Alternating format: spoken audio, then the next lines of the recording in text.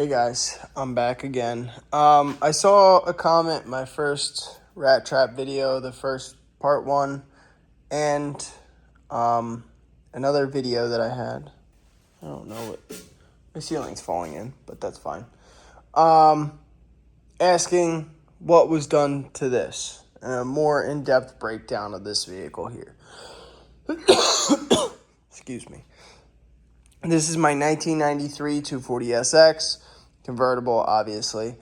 I bought it. It was already a manual car. I came to find out actually that the previous owner, before the guy I bought it off of, manual swapped it himself. He had the receipts, showed me everything. It was pretty cool to just meet him out in public at a random time.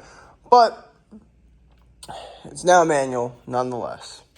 So it started life as a stock KA24DE, non-turbo. It was NA. It was a fun little car. I drove it everywhere. I drove it to the beach. I drove it to the pagoda near me in Reading.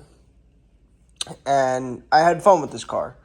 Then I painted it white. We did it at work. It wasn't like a crazy professional paint job, but painted it. I was super excited. It was supposed to be a flip car for me, and I took it down the beach to get rollers, and one of the people that was getting rollers with me actually rear-ended me in this vehicle. I had to have it towed back because he somehow hit me hard enough to pop a shift fork out, so I couldn't actually shift the car. Other than that, it was fine. There was no structural frame damage or anything crazy like that. The back end was definitely beat up, but I had to replace the bash bar on it, which ironically enough, I think the bash bar actually saved this vehicle from being worse because it was a more rigid, more rigid piece compared to the stock, crash structure like this, which is just hollow steel. But a little more into it, decided after that I'm going to keep it. I said, all right, cool, let's put a turbo on it. I went and bought the cheapest turbo kit for this vehicle that I could, and boy, do I regret that. I could have just easily built one or bought nice stuff, and it would have been 10 times easier and less headache. But nonetheless, we've made it work. This is still the stock manifold off of that kit, ironically enough. I should have probably upgraded it by now, but I've left it. But this is a Chinesium 73 millimeter turbo, which is absolutely massive for this car. It does not need this much, but nonetheless, I have it anyway. I did a custom 2.5-inch downpipe with a V-band, make life a lot easier. I obviously did the custom wastegate off of the actual turbo housing. I put a little flex pipe in here to try and keep it because this did move a lot when I was on the stock setup, but that should help limit vibrations and not cause this to actually crack. I kept cracking the welds on the from the cast to the normal steel, which was really annoying because I would just lose boost. But other than that, I have a upgraded MAF from ISR, the Z32 MAF. I have an air filter on it. It actually fits quite nicely. I really like where that came out. Stock radiator, I'd like to upgrade that eventually. Big old intercooler, if you can see. Very large intercooler. I did a custom oil cooler over here. Kind of inhibits the boost piping, but I made a workaround for that. I don't end up closing these headlights anyway. I like the way they look when they're up. Then this pipe, I tigged myself in a trial run to get this blow-off valve on, and it actually worked. I never got to do the rest, but this actually worked. So I'll take it. Other than that, one day this motor started smoking. Pulled it apart after I did other work to this and found that it almost spun rod bearing. So put new bearings in it, new king bearings. Sent it to a machine shop, had it worked over, everything was good. Stock cylinder size, not a problem. I'm using stock rods with Wiseco forged billet aluminum, not forged, billet aluminum pistons. An MLS head gasket, which is the absolute thickest I could get. I'm using ARP hardware for everything: rod bolts, main studs, head studs. Other than that, the top end is stock. I'm still using the stock KA cams because this motor should be good up to about 400 as far as the head before it starts to struggle. And the bottom end should be good on the stock rods and crank to about 550 is what I've seen on different forums. As far as supporting mods, I have 740cc Deechworks injectors. I have the ISR fuel pressure regulator. And that pretty much wraps up here. I have an AEM boost controller, which I actually love. I think it does a great job of keeping me in boost where I need it to be.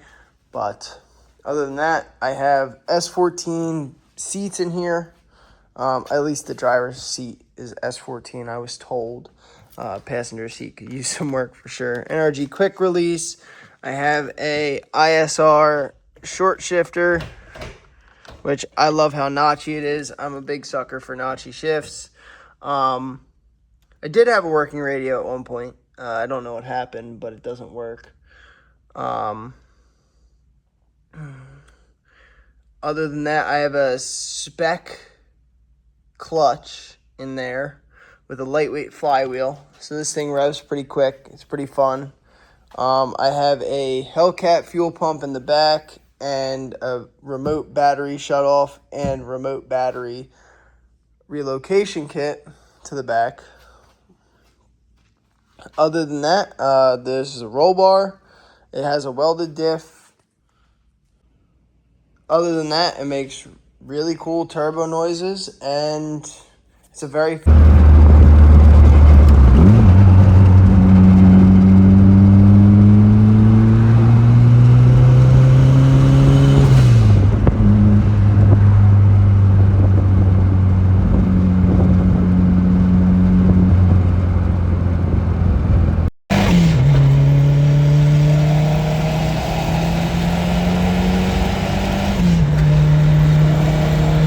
car. I believe it's about, don't quote me on this, I would say about 250 to 300 horsepower as it sits on 8 pounds of boost.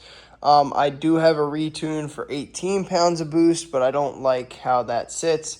So how it runs and drives with that. So I actually am planning on doing a standalone ECU, which I will take to Kessel Performance Tuning down in, I believe it's Maple Grove or Vineland, down south of me. And he said he would be able to tune this, which I'm excited because I miss the drivability of this car, and I can't wait to actually be able to drive it like a normal car again. But a few other things that I forgot to mention now that I'm thinking about it is why is that like that? Whatever. I did do an AC delete, so there is no condenser in here. It's a convertible. I don't need AC in a convertible. Plus, it never worked. It was more of a hassle to try and work on the car, as well as I did I don't know if you can see in there, but I did a power steering pump delete and made it a manual rack and pinion by looping the lines. Definitely a little sucky to steer when it's your first turning, but overall I enjoy it better. Plus, that always leaked, and it was more of a nuisance to try and get it to work than actually just delete it. So I'm very happy I could delete it. Future upgrades I'd like to do for this, I'd like to do a one-piece drive shaft, cooling upgrade, and do a handbrake, a actual true handbrake in the rear. This was meant to be a drift car, but I think it would be very fun to drive and just daily and kind of beat the snot out of it. I mean, this thing definitely moves, and it's a lot of fun. Thanks for watching the video. I really appreciate the support. Any comments, or questions about the vehicle, don't hesitate to leave a comment. I answer as fast as I possibly can. But please like, share, and subscribe the video to the channel. Share the video, share with your friends, do whatever you can. Anything to support means the world to me. I appreciate it. Thank you. Have a good night. Bye.